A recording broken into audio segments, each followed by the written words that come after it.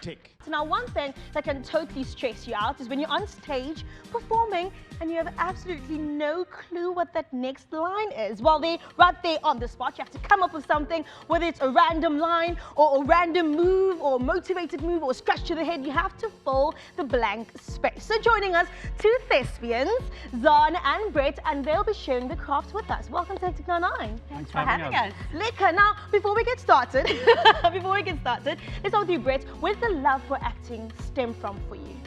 So for me, I'm not really an actor, but I used to go to the improv shows and I thought that is something I can do because I'm cheeky, I've got a wise mouth, and it's an opportunity to actually just let that flow on stage and I never really enjoyed practices and rehearsals, but getting in that moment where there's kind of the fear of you've got to make it up, and you can go anywhere, you can create, you can invent, and it's just, so that really just made me excited about it. And love it. And for you, Zon? To be honest, I saw theatre sports when I was a child in school. They came to our school and I said, I'm going to be in that one day. Like that guy. Now, you guys actually do an hour-long improvisation show, right? Before we get into that, Brett, how important is improvisation? It's so important, and there's so many important aspects of it. So the first rule is always say yes. If I invite you, let's go to the beach, and you say no, you kill the story immediately. What improvisation does, with the always yes rule, it says, I'll take your offer and I'm going to extend it. I'm going to make it exciting. So yes, let's go to the beach because I heard that everyone is helping save the beached whale, and suddenly you've got a story. And so improvisation teaches us to go to those places we wouldn't normally go and to try things we wouldn't normally do. You might never choose to go see a Shakespearean play on Mars, and yet in theatre sports we do that every week. Oh, awesome. Now, I'm sure like in normal theatre, you know, when you're acting in a play, people always tell you, play the fourth wall or break the fourth wall.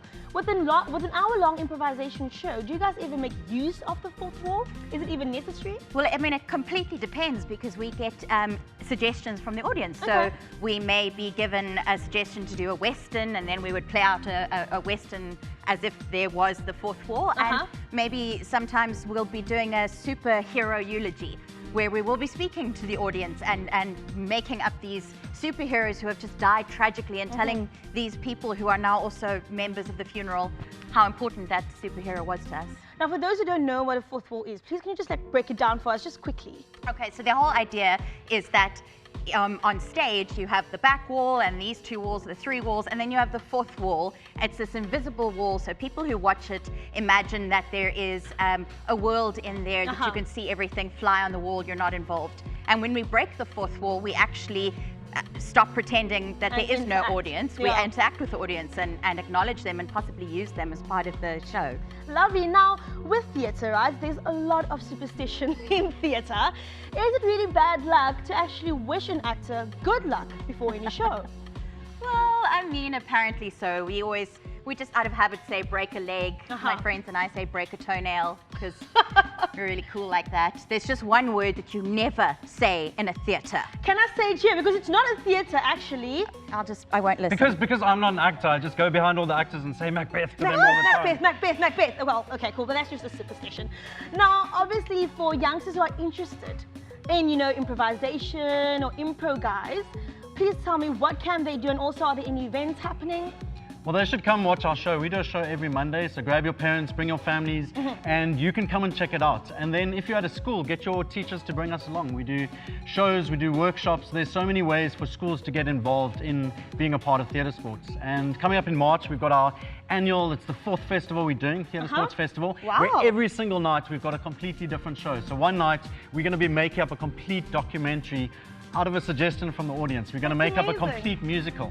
Every night something different. 14th to the 19th of March. Lovely. Well, guys, if you missed that, hop on to www.facebook.com/hectic99. All the information will be on there. Now, Zon, you said that theatre sports actually got you into the swing of things.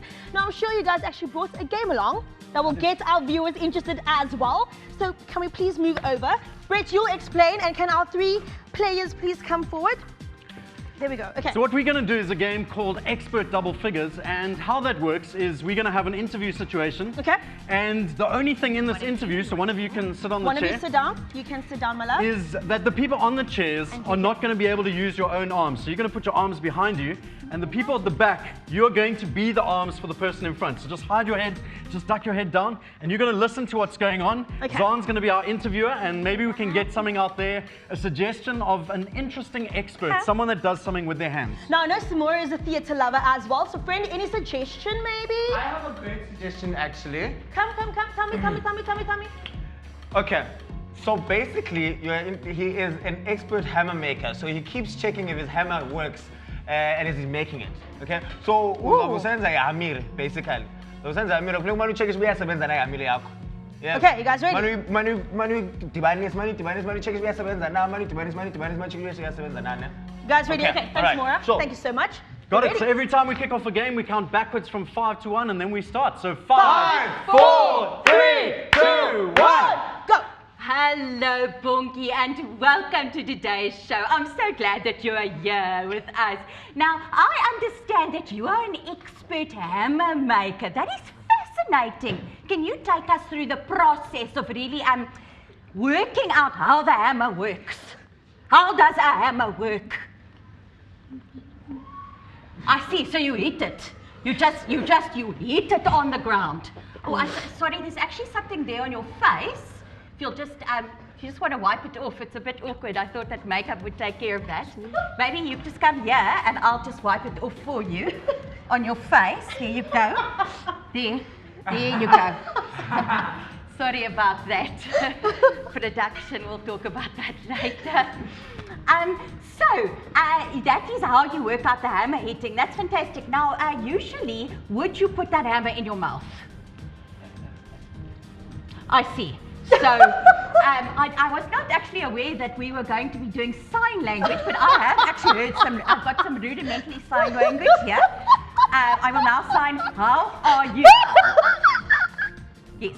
And then I will say hammer in sign language. Yes. And then I will say, show me your hammer technique. You see, and then you are showing me your hammer technique. That's fascinating. Now, just a last question for you. That's awesome. Hectic.